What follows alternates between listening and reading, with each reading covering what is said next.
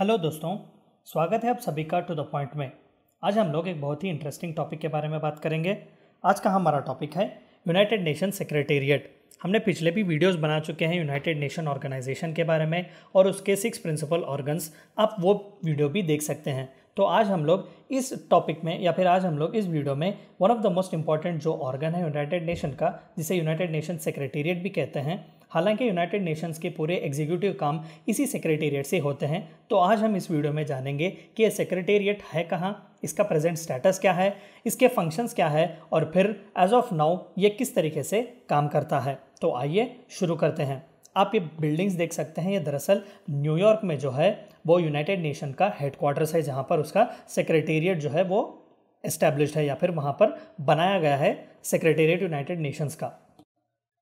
What is it? तो United Nation secretariat क्या है? देखिए, it is one of the 6 major organs of United Nations with other being the General Assembly. हमने पिछले videos में देखा कि यूनाइटेड नेशन जनरल असेंबली होती है जहां पर 193 मेंबर्स होते हैं। ईच कंट्री को एक वोट दिया जाता है, यानी कि मेजॉरिटी बेसिस पर जो है वो एजेंडास और प्रायोरिटीज़ सेट किए जाते हैं। यूनाइटेड नेशन सिक्योरिटी काउंसिल, जहाँ पे 5 जो है वो परमानेंट मेंबर्स होते हैं और 10 जो है नॉन परमानेंट मेंबर्स होते हैं। The economic and social council, जो कि इकोनॉमिक और सोशल रिलेटेड जितने भी काम होते हैं यूनाइटेड नेशंस के वो देखता है। द डिफंक्ट ट्रस्टीशिप काउंसिल, यानी कि ट्रस्टीशिप काउंसिल जो 1945 में कॉलोनीज या फिर ट्रस्ट टेरिटरीज जिसके तहत मॉनिटर करने को दिया गया था, जो कि आज डिफंक्ट है, वो है। इंटरनेशनल कोर्ट ऑफ जस्टिस, जिसे वर्ल्ड कोर्ट भी कहते हैं। तो ये जो है यूनाइटेड नेशन सेक्रेटेरिएट, ये 6th पार्ट और इम्पॉर्टेंट पार्ट है यूनाइटेड नेशंस का।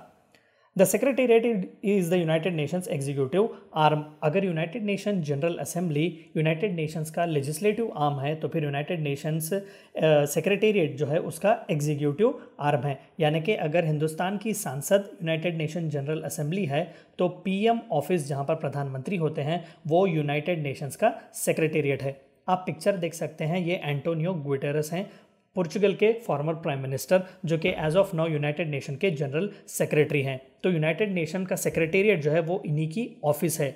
जितने भी ये कामकाज करते हैं यूनाइटेड नेशंस से रिलेटेड या फिर यूनाइटेड नेशंस जितने भी एक्टिविटीज़ लेता है, उन सभी का एग्जीक्यूटिव आर्म होता है United Nations secretariat. Role of secretariat, आखिरकार सेक्रेटेरिएट का रोल क्या होता है? देखिए, the secretariat has an important role in setting the agenda for UN's deliberative and decision making bodies of the UN General Assembly, एकोसॉक and Security Council. हमने देखा कि 7 महीने पहले ही, यानी कि अगर जुलाई में सेशंस चल रहे हैं तो 7 महीने पहले ही एक पोर्टफोलियो बनाया जाता है, एक एजेंडा बनाया जाता है, या फिर एक लिस्ट जो है वो अलग अलग कंट्रीज़ के डेलीगेशंस को या फिर अलग अलग कंट्रीज़ के रिप्रेजेंटेटिव्स को दिया जाता है, जो कि वो आकर डिस्कस करते हैं जुलाई के महीने में। तो इसी तरीके से वो जो पोर्टफोलियोज जाते हैं वो इसी यूनाइटेड नेशन सेक्रेटेरिएट से निकलते हैं। तो वो यूनाइटेड नेशन सेक्रेटेरिएट है जो काम करता है एजेंडा बनाने का, यानी कि यूनाइटेड नेशन जनरल असेंबली के जितने भी इंपॉर्टेंट एक्टिविटीज़ हैं वो इन्हें भी देखता है। इकोनॉमिक एंड सोशल काउंसिल के जितने भी इंपॉर्टेंट एस्पेक्ट हैं वो भी इसे डिसाइड करता है। और सिक्योरिटी काउंसिल, यानी कि यूनाइटेड नेशन सिक्योरिटी काउंसिल, जो कि द मोस्ट पावरफुल ऑर्गन है यूनाइटेड नेशन ऑर्गेनाइजेशन का, उसके भी एजेंडाज जो है वो यही सेक्रेटेरिएट डिसाइड करता है। तो देखिए कितना इंपॉर्टेंट एग्जीक्यूटिव पार्ट होगा ये यूनाइटेड नेशंस का।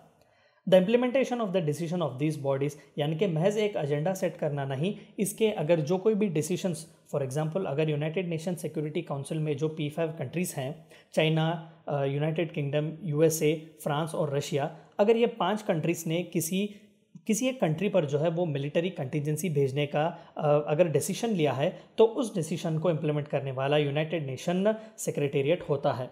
1986 में जो है इराक के ख़िलाफ़ एक मिलिट्री कंटिजेंसी भेजी गई थी, क्योंकि इराक पर एलिगेशंस थे कि केमिकल वेपन्स का इस्तेमाल उन्होंने किया था। तो उस वक्त भी वो यूनाइटेड नेशंस सेक्रेटेरिएट था जिसने इस डिसीजन को, यूनाइटेड नेशन सिक्योरिटी काउंसिल के इस डिसीजन को इम्प्लीमेंट करवाया था। द सेक्रेटरी जनरल, यानी कि अभी जो पिछले स्लाइड में आपने पिक्चर देखी एंटोनियो गुटेरेस की, who is appointed by General Assembly as head of the secretariat, यानी कि फॉर एग्जांपल अगर सांसद या parliament United Nation General Assembly है, पीएमओ यानी कि द एग्जीक्यूटिव आर्म जो है वो यूनाइटेड नेशन सेक्रेटरी है, तो जिस तरीके से प्राइम मिनिस्टर मोदी जी हैं उसी तरीके से यूनाइटेड नेशन के जो सेक्रेटरी जनरल हैं वो एंटोनियो गुटेरेस हैं। प्रेजेंट स्टेटस, तो एज ऑफ नाउ इसका स्टेटस है क्या?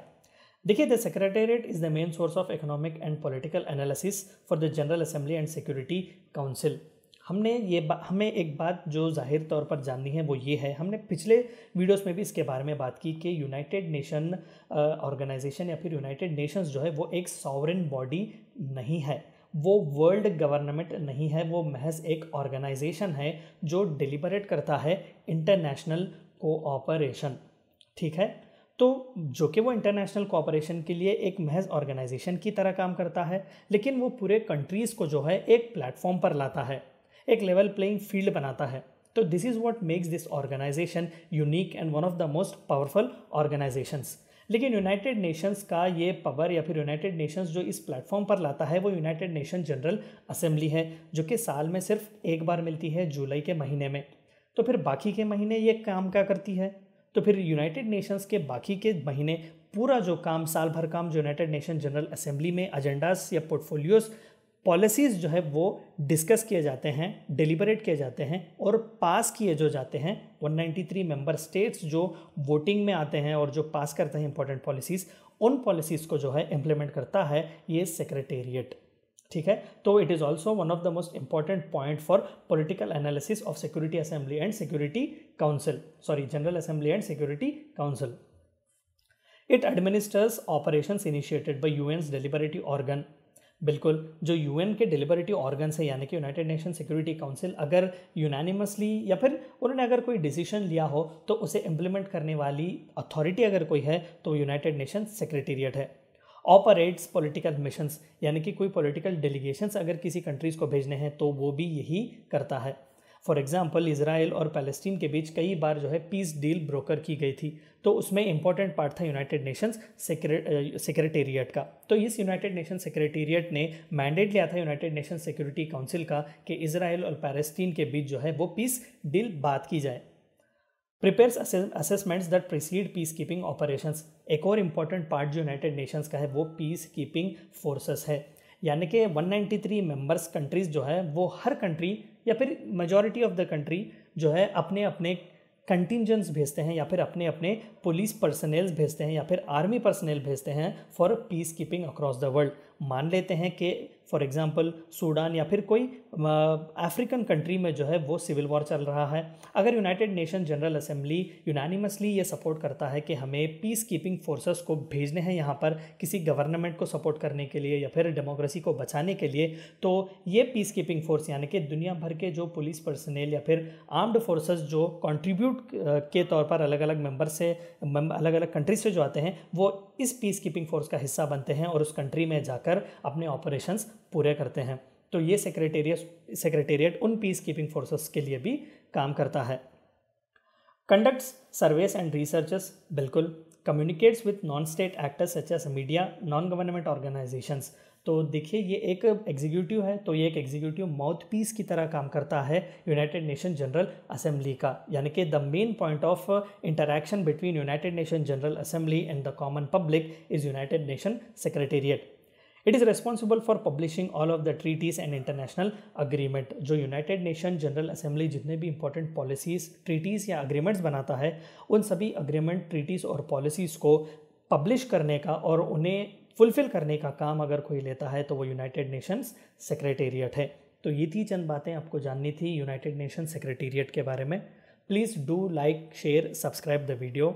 मिलते हैं अगले वीडियो में एक नए टॉपिक के साथ। Until then stay healthy, stay safe. Thank you for watching my video.